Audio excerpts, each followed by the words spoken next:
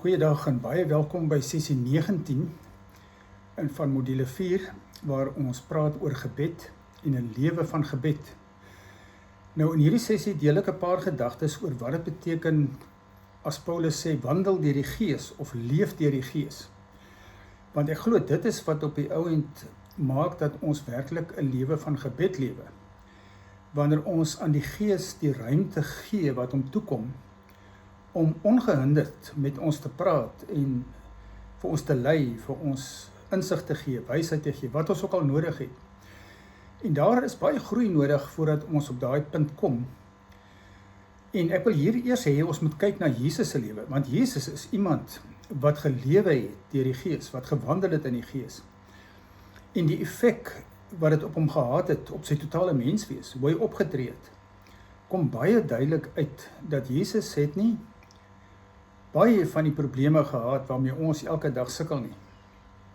Dink byvoorbeeld net hoe Jesus gereageer het op kritiek, op mense wat hom gespot het, byname gegee het. Hulle het gesê hy's 'n vraat en 'n wynsuiper, 'n vriend van tollenaars en sondaars. Het dit hom ontstel? Nee, glad nie. Dit het hom nie ontstel nie. Hoekom nie? Want hy het geweet wie hy regtig is. Hy was seker van sy identiteit. Hy is die seun van God. Hy kon mos nou nooit daaraan twyfel nie. Nou die groot rede waarom baie kinders van die Here dit nie kan hanteer as hulle gespot word, gekritiseer word, uitgelag word of wat ook al nie, is 'n onsekerheid oor hulle ware identiteit. Hulle probeer nog 'n identiteit bou wat vir mense tevrede sal stel. Maar Paulus sê op 'n plek in Romeine 8, die Gees getuig saam met ons gees dat ons kinders van God is. Dis jou identiteit. As kind van God, sy verteenwoordiger. En as jy daarvan seker is, hoef jy nooit te reageer op anderlande kritiek wat jou identiteit aanval nie. Want dit sê niks van jou nie. Jou identiteit lê in wie jy is as kind van God. Die tweede ding wat ons by Jesus se lewe sien, is dat hy absoluut seker was dat hy volledig deur die Vader aanvaar is en liefgehê word.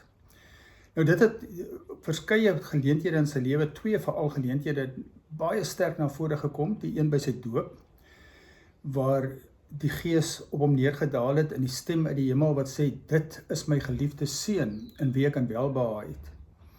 Dit vertuig van volkome aanvaarding deur die Vader. Die ander een was op die berg van verheerliking, waar die stem weer gesê het, dit is my geliefde seun, luister na hom. So Jesus het geen begeerte gehad om enigiets te doen, om aanvaarding by mense te kry of op 'n ander plek te kry nie. Hy weet, hy het die aanvaarding gaan kry daar waar dit saak maak.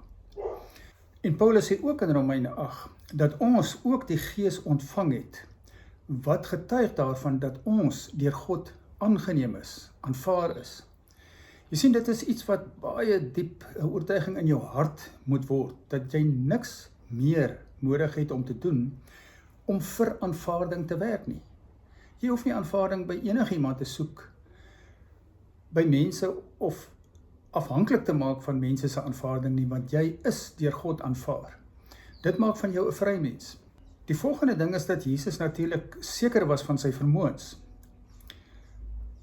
Hy self was God wat met die krag van God geleef en opgetree het, en ons kan dit sien hoe hy oral net met 'n woord groot wonderwerke doen. Met 'n woord wek hy iemand uit die dood op.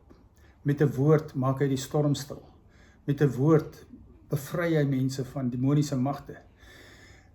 Uit absoluut was hy so gemaklik met die wete dat God se krag in hom teenwoordig is en dat hy met daardie krag kan leef en optree.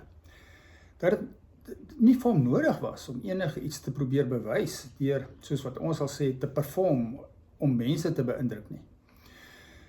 Nou weer hier sê Handelinge vir ons, Handelinge 1 vers 8 sê Lukas, het Jesus vir ons beloof, julle sal krag ontvang wanneer die Heilige Gees oor julle kom. Die krag wat in hom was, is die krag van God, die krag van die Heilige Gees, is ook aan ons beloof dat ons dit sal ontvang. dat ons ook met daai gesag en daai krag kan optree. Wow! Kan iemand wat dit weet, nog enige rede hê om homself of haarself te probeer bewys of sleg voel as iemand nie dink hulle doen hulle werk goed of wat ook al nie? As jy daai rustigheid het, dat jy leef in afhanklikheid van God en jy doen wat jy die Vader sien doen, want dis die volgende ding wat Jesus gedoen het. Hy het niks sonder sy Vader gedoen nie. Hy het geleef onder die leiding van die Vader, wat deur die Gees in hom gewerk is. En die Gees is ook in ons, dat ons dit ook kan doen. En as jy in gehoorsaamheid in die leiding van die Gees optree, dan sal dit met die krag van die Gees gebeur, wat moet gebeur. Jy hoef nie daaraan te twyfel nie. Nou, ek wil hier net ook verwys na 'n ander werk van Trevor Hudson, wat baie hierby aansluit. 'n Kursus wat hy ontwikkel het, wat hy noem die siklus van genade. Nou, die kursus het sy ontstaan daarin dat mense navorsing gedoen het, om te kyk waarom is dit so dat sekere sendelinge, byvoorbeeld wat in moeilike omstandighede in die sendingveld werk, maklik uitbrand, maar ander nie. Wat maak die verskil? Selfs mense in bediening, in ander predikante of geestelike leiers. En toe kom hulle agter dat die wat nie uitbrand nie, leef volgens sekere ritmes of 'n siklus, wat genoem word die siklus van genade. En dis presies dieselfde siklus waarvolgens Jesus gelewe het. Maar die wat uitbrand, draai die siklus om, en leef nie vanuit die siklus van genade nie, maar uit 'n siklus van werke.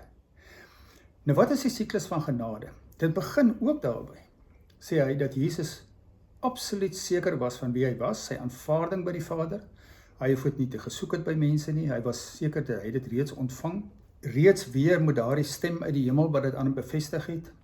En dan dat Jesus sekere onderhoudende gewoontes gehad het. Gewoontes wat hom gehelp het om in kontak te bly met die Vader, om gereeld eenkant te gaan stil word, te luister wat op die Vader se hart is. Maar hy het ook die gewoonte gehad om tyd met vriende te spandeer, selfs tyd met kinders te spandeer. Hy het behalwe die 12 wat sy vriendekring was, nog 'n kleiner vriendekring gehad van 3 disippels wat nog nader aan hom was. Dis alles dinge wat hom ondersteun het in sy bediening. En dit alles het daartoe gelei dat hy 'n lewe van betekenis gelei het en 'n baie vrugbare bediening gehad het. Maar nou sê hy mense wat onseker is oor hulle identiteit en aanvaarding, keer dit om. Hulle leef nie vanuit daai wete van aanvaarding nie. Hulle wil graag 'n vrugbare bediening hê, so hulle begin werk en hard werk om vrugbaar te kan wees. En dan hoop hulle, as hulle baie hard werk en hulle self bewys, dat hulle betekenis sal kry, dat mense vir hulle met aansien sal bekroon en sal dink hulle is besonders. En jy sien, as jy dit daar begin, dan kan jy net nooit genoeg doen nie, want jy is so sensitief vir enige vorm van kritiek, dan werk jy net al harder en harder en harder, en jy voel almekaar, die kritiek bly net daar, jy voel almekaar, jy is nie goed genoeg nie, jy voel almekaar, jy sal nooit mense kan tevrede stel nie, en hierdie binnegesprek bou net op van hierdie mense wat jou net nie kan raak sien vir wie jy is nie, en wat jy nooit sal kan tevrede stel nie. En dit lei tot uitbranding, want jou aan om jouself te probeer bewys. Die siklus is omgekeer. Nou, hierdie hele kursus is op YouTube. Jy kan daarvoor gaan soek op YouTube onder Cycle of Grace, en dan kan jy al daai videoetjies kyk. Dit kan vir jou baie beteken. Die laaste een wat ek wil na verwys is van Henry Nouwen, wat ook baie in hierdie lyn praat. Hy het ook 'n preek op YouTube, Being the Beloved. Henry Nouwen se siening daaroor is, hy sê dat baie hulle identiteit op verkeerde plek soek.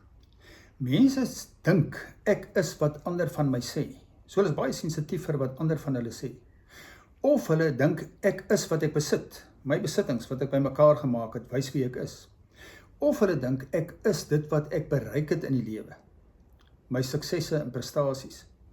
Nou kan jy sien, daai 3 goed is baie wisselvallig. So as dit nie alles mooi in plek is nie, dan jy absolute lae selfbeeld. Maar dan sê hy, is daar 'n ander stem, die stem waarna jy eintlik moet luister, En dis die stem wat sê, jy is my geliefde kind, in wie ek aan welbehae is. Ek gaan nie die hele preek hier herhaal nie, gaan luister dit asseblief, doen jouself die guns, dis maar net 20 minute. Maar dis 'n 20 minute wat vir jou ontsaglik baie kan beteken, en ek sal aanbeveel dat jy dit selfs 'n paar keer luister. So dit is waaroor dit gaan in 'n lewe deur die Gees, 'n lewe van gebed. Dis 'n lewe van in voeling wees met die Gees van God, aandag gee aan die Gees van God wat hy vir jou sê, neem in besit dat wat God reeds aan jou gegee het, die aanvaarding, jou identiteit, die vermoëns, word net bewus daarvan en leef vanuit dit, leef vanuit daai gesprek met God, sodat jy weet hoe en waar om dit in diens van die koning te stel. Dankie dat jy weer saam geluister het.